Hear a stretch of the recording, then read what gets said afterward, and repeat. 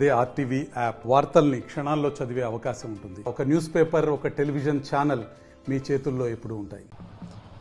కొమరంభీం జిల్లా రెబ్బన మండలం బాలాజీ గంగాపూర్ జాతర అంగరంగ వైభవంగా ప్రారంభించిన పరిస్థితి. జిల్లా కలెక్టర్ అదేవిధంగా ఏఎస్పీ దంపతులు ఈ కళ్యాణ మహోత్సవంలో పాల్గొన్న పరిస్థితి. కళ్యాణం ద్వారా బాలాజీ గంగాపూర్ జాతరకు సంబంధించి శ్రీకారం చుట్టిన పరిస్థితి కనబడింది. అయితే స్వామివారికి బాలాజీ వెంకటేశ్వర స్వామివారికి నేరుగా కలెక్టర్ దంపతులు పట్టు వస్త్రాలను సమర్పించారు. అనంతరం ముఖ్యంగా జిల్లా కలెక్టర్ వెంకటేష్ దోత్రే ఆసిఫాబాద్ కలెక్టర్ మాట్లాడుతూ ముఖ్యంగా దీనికి సంబంధించి అన్ని ఏర్పాట్లు చేశామని చెబుతున్న పరిస్థితి. ఎవరికి భక్తులకు అసౌకర్యం కలగకుండా మౌలిక వసతులు ఏర్పాటు చేశాం. దీంతోపాటు ముఖ్యంగా తాగునీటి సౌకర్యం కూడా ఏర్పాటు చేశామని చెప్పిన పరిస్థితి. ఈ రోజు నుండి ప్రారంభమైన గంగాపూర్ బాలాజీ జాతర రేపు ఎల్లుండి రథోత్సవం ఉంటుందని చెప్పిన పరిస్థితి కనబడింది. అయితే ఒకసారి మనం పూర్తి వివరాలు కనుక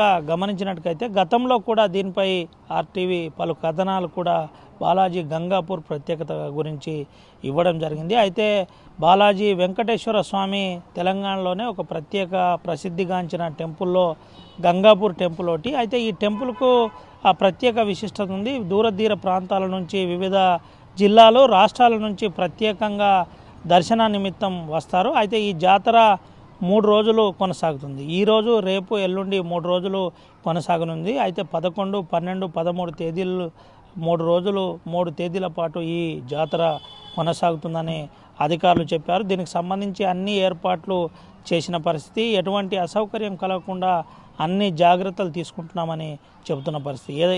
ఆసిఫాబాద్ ఏఎస్పీ చిత్తరంజన్ కూడా మాట్లాడుతూ ముఖ్యంగా ట్రాఫిక్ అంశంలో అదేవిధంగా శాంతి భద్రతల అంశంలో ఎవరికి ఎక్కడ ఎటువంటి అసౌకర్యం కలగకుండా జాగ్రత్త పడతామని చెప్పిన పరిస్థితి కనబడింది. దీంతోపాటు ముఖ్యంగా జాతరకు సంబంధించిన పలు సేఫ్టీ అంశాలపై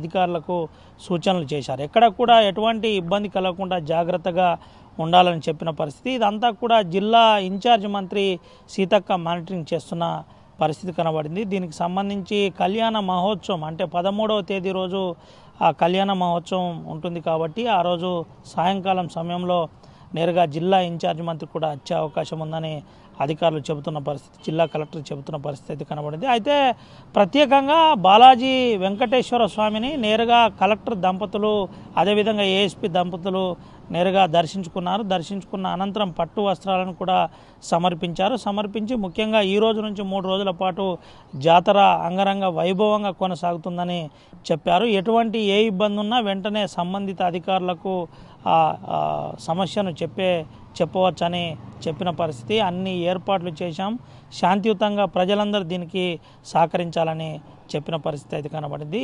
జాతరకు సంబంధించిన అన్ని ఏర్పాట్లు చేశాం, అందరూ అధిక సంఖ్యలో పాల్గొనాలని చెప్పిన పరిస్థితి కనబడింది. ఓటు స్టూడియో మరిన్ని వీడియోస్ కోసం ఛానల్ ని సబ్స్క్రైబ్ చేయండి. లేటెస్ట్ అప్డేట్స్ కోసం వాట్సాప్ ఛానల్ ని ఫాలో చేయండి. అండ్ లింక్ డిస్క్రిప్షన్ లో ఉంది.